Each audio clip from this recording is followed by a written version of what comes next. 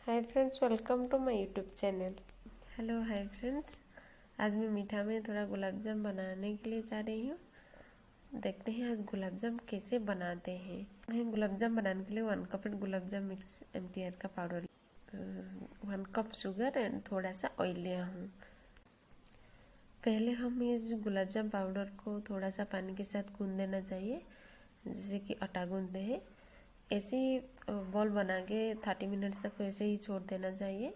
30 minutes होने के बाद उसको छोटा छोटा गुलाब जामुन का बॉल बनाना चाहिए। आप चाहे तो बड़ा बना सकते हैं, छोटा मैंने इसको छोटा छोटा बनाई। उसके बाद फ्राई पैन को गर्म होने दीजिए। गर्म होने के बाद थोड़ा सा ऑयल डाल दीजिए।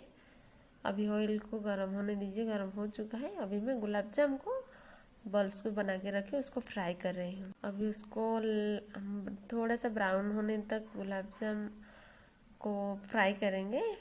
आप चाहे तो उसको डीप ब्राउन भी कर सकते हैं, बट मैं थोड़ा सा उसको ज़्यादा डार्क कलर ना होए, इसकी वजह से मैं थोड़ा सा ब्राउन कलर होने तक गुलाब जाम को फ्राई कर रही हूँ। तो उसके बाद हम उसको देखेंगे हो चुका है लाइट ब्राउन कलर। देन हम उसको अभी निकाल देंगे। एक प्लेट पर मैं निकाल के रख दी हूँ। अभी ये हमारा गुलाब जामुन को फ्राई करके रख चुके हैं। अभी मैं एक का चाशनी बनाने के लिए 1 कप शुगर और 1 कप मैंने पानी लिया हूँ। एक फ्राई पैन में, दूसरे फ्राई पैन में उसको मैं ये 10 मिनट्स तक उबालने के लिए दे रही हूँ।